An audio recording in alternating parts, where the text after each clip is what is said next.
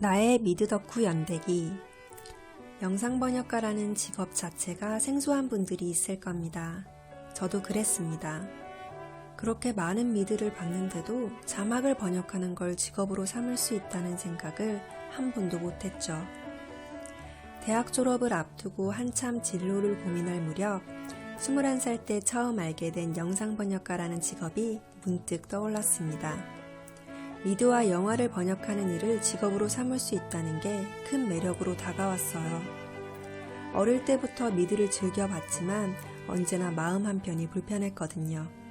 TV는 바보 상자라는 유명한 말 때문에 시간 낭비를 하고 있다는 생각이 들어서였죠.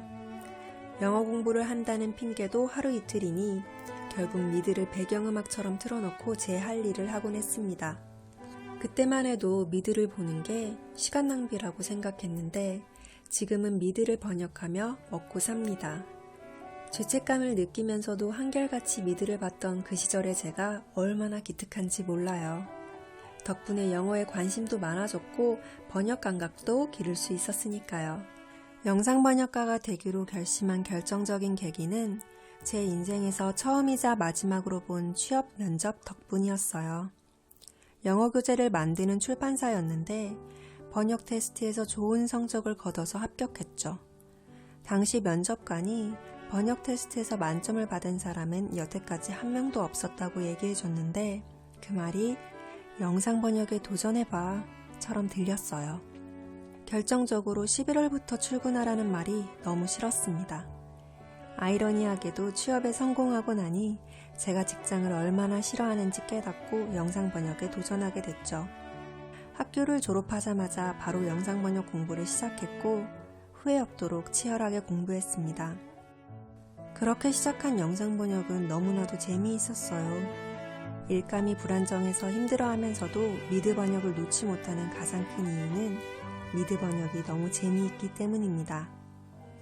미드 덕후인 저한테는 이런 꿈의 직업이 또 있을까 싶을 정도로 하루하루가 즐겁습니다. 그래서 요즘에는 흐름에 몸을 맡기는 방법을 터득해 갑니다. 일감이 없어서 마음이 힘들 때도 있지만 일감이 너무 많아서 벅찰 때도 있습니다. 사실 번역가로 데뷔하고 몇 번 슬럼프가 찾아왔어요. 그중 가장 기억에 남는 슬럼프가 처음으로 정치물 미드를 번역했을 때입니다. 저명한 정치인들이 팬을 자처할 정도로 유명한 작품이라 번역 의뢰를 받았을 때부터 바짝 긴장했죠.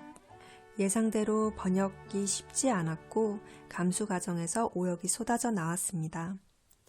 하루가 멀다 하고 오역 지적 메일이 오는 통에 메일이 왔다고 알림만 떠도 노이로제에 걸릴 지경이었죠.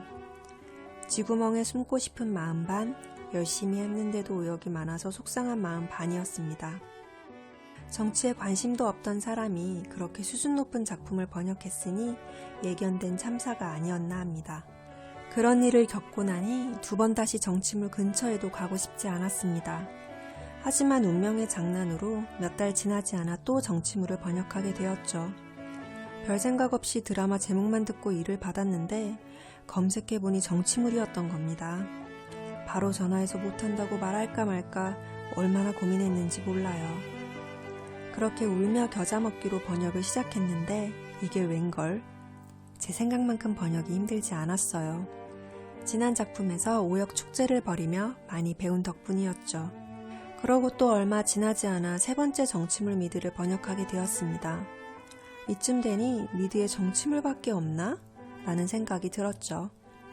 6개월 동안 정치물을 3작품이나 의뢰받았으니까요. 이때 정치를 제대로 공부해야겠다는 생각이 들었어요. 미드에 정치물이 이렇게 많은데 매번 조마조마해하며 번역할 수 없는 노릇이니까요. 사실 영상 번역가는 자신이 원하는 작품만 골라서 번역할 수는 없습니다. 마감이 넉넉하지도 않아서 번역 의뢰가 들어왔을 때 꼼꼼하게 공부할 시간적 여유가 없죠. 그러니 평소에 장르별로 관련 지식을 탄탄하게 쌓아두어야 합니다. 영어 공부용 미드로 대체로 시트콤을 추천하지만 영상 번역가가 되려면 정치물, 수사범죄물, 법정물, 의학물 등 장르를 가리지 않고 봐야 합니다. 저도 거의 시트콤만 봤다고 말할 수 있을 정도로 장르 편식이 심했는데 영상 번역가가 된 뒤에 얼마나 후회했는지 몰라요. 부디 후배 여러분은 저와 같은 실수를 하지 않길 바라는 마음에서 용기를 내어 이 책을 썼어요. 어디서부터 공부를 시작해야 할지 몰라 망설이는 분들에게 표지판 역할을 할 수 있길 바랍니다. 이 책은 크게 3시즌으로 구성되어 있어요.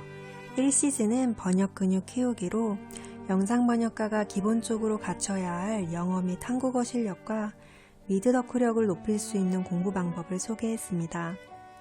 2시즌은 미드 장르별 공부법으로 정치물, 수사 범죄물, 법정물, 시트콤, 시대물, 군사물, 의학물, 히어로물로 나누어서 장르별 공부 방법을 소개했습니다. 1시즌과 2시즌 모두 제 경험을 100% 녹여 실제로 효과를 느낀 공부 방법만을 담았어요. 꼭 영상 번역가가 꿈이 아니더라도 재미있게 영어를 공부하고 싶으신 분들에게 도움이 될 겁니다. 마지막으로 3시즌은 그동안 영상 번역을 하며 경험했던 일들을 100일 번역 일기로 재구성해 영상 번역가의 삶을 엿볼 수 있게 했습니다. 영상 번역가로 데뷔하고 연차가 쌓일수록 동료 번역가들이 1명, 2명씩 업계를 떠났습니다. 업계를 떠나는 데는 여러 이유가 있겠지만 불안정한 일감 수급이 가장 크지 않을까 해요. 프리랜서라면 누구나 비슷한 고민을 할 겁니다. 이걸 견디지 못하면 직장에 취업하는 거죠. 하지만 저는 앞서 말했듯이 조직에서 일을 하는 것보다는 지금처럼 하고 싶은 번역을 하며 사는 게 행복합니다. 그렇다고 처음부터 행복했던 건 아니에요. 번역을 하며 행복했던 순간, 뿌듯했던 순간뿐 아니라 힘들었던 순간, 부끄러웠던 순간들도 100일 번역일기에 다 담았습니다. 어떻게 하면 번역을 오래오래 지속할 수 있을지 고민했던 순간들도 담았고요. 저와 같은 고민을 할 미래의 후배에게 힘이 되었으면 해요. 지금은 행복하지만 언젠가 또 슬럼프가 찾아오겠죠. 그때마다 저도 이 책을 열어보며 초심을 잃지 않으려고 합니다. 내가 미드를 이렇게 좋아하는구나. 번역가가 되려고 열심히 노력했구나. 내가 노력한 시간이 헛되지 않았구나. 저한테 큰 위안이 되지 않을까 해요.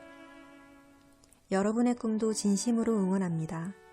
세상에서 무엇을 하든 인생 낭비란 없습니다. 그저 지금 순간 좋아서 빠져들 무언가가 있다면 그 자체로 이미 행복하지 않을까요? 미드가 좋아서 영상 번역가를 꿈꾸게 된다면 2배로 더 응원해 드릴게요. 2019년 박윤슬